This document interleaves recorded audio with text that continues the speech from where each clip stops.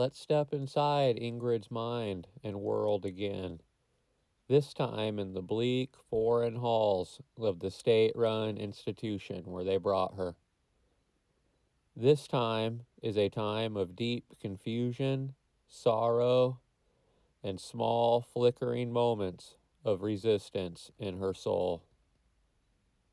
The arrival. The wagon rumbled through the dust for hours. Ingrid sat still humming under her breath, still cradling the invisible weight of Mary against her chest. She did not recognize the hills. She did not recognize the trees. It was as if the world itself had lost its meaning. By the time the institution came into view, a hulking stone building with narrow windows and a thick iron gate, Ingrid was slipping into a dull, humming fog inside of herself.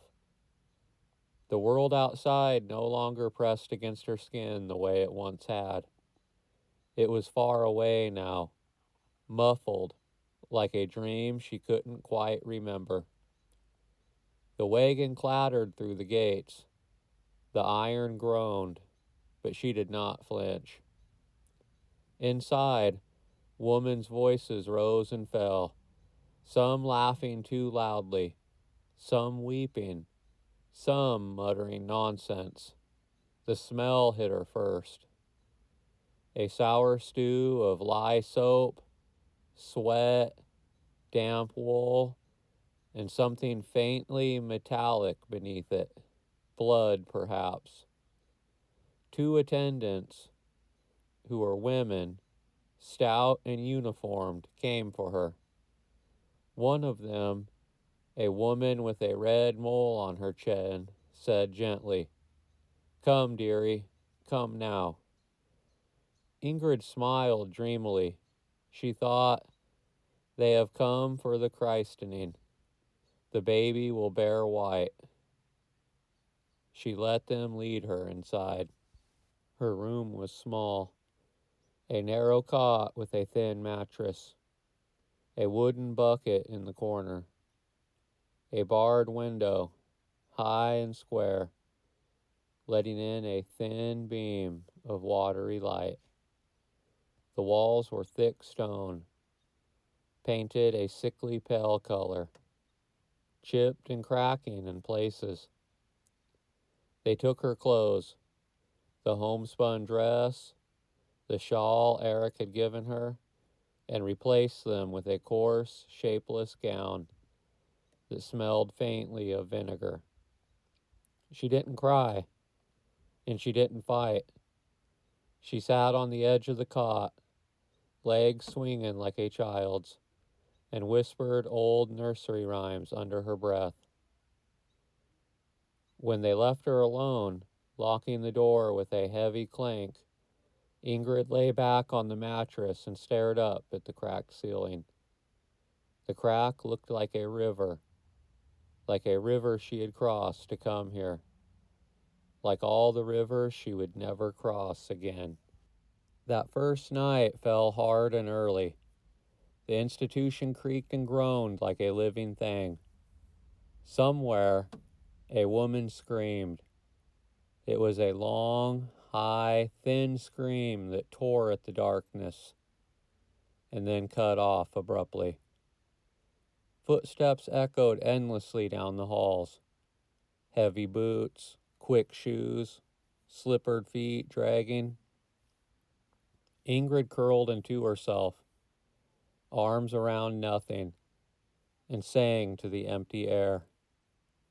But no one answered, and no one came. She slept fitfully, waking often, clutching at the blanket, whispering Mary's name into the damp, stale air. Every morning began the same. A nurse would unlock the door, cluck her tongue, and lead Ingrid to the washing room. Cold water, rough hands, a cracked mirror that Ingrid wasn't allowed to touch. When she looked at her reflection, She barely recognized herself. Her hair was tangled and dull.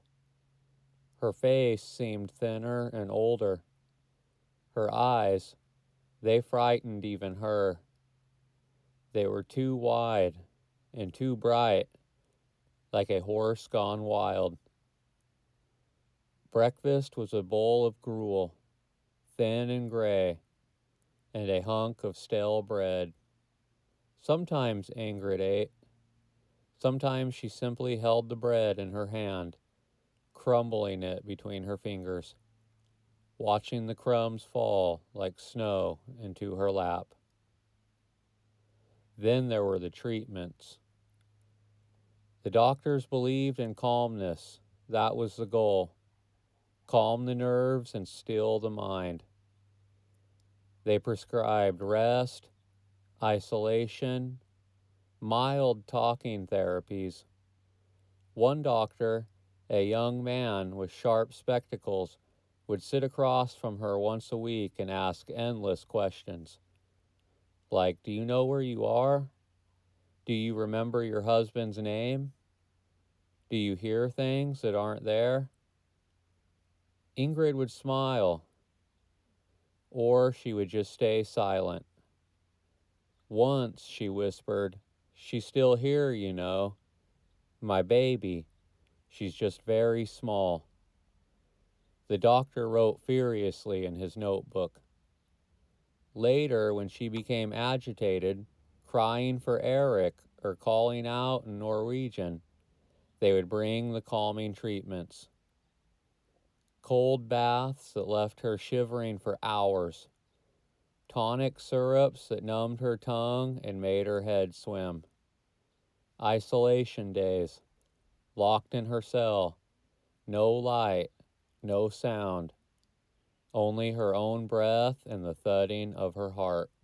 At first, Ingrid fought to hold on to all the memories, to Eric's smile, to Elisa's warm, small hands, to Henrik's lopsided, toothless grin. She recited their names over and over like a prayer. But the days began to blur. The light came and went, and time melted. Sometimes she thought she saw Mary sitting on the edge of her cot, swinging her tiny legs, smiling that sweet, solemn smile babies have.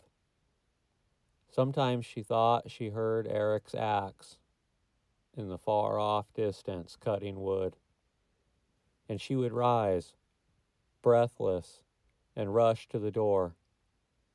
But it was only the creaking of the institution settling on its ancient stones.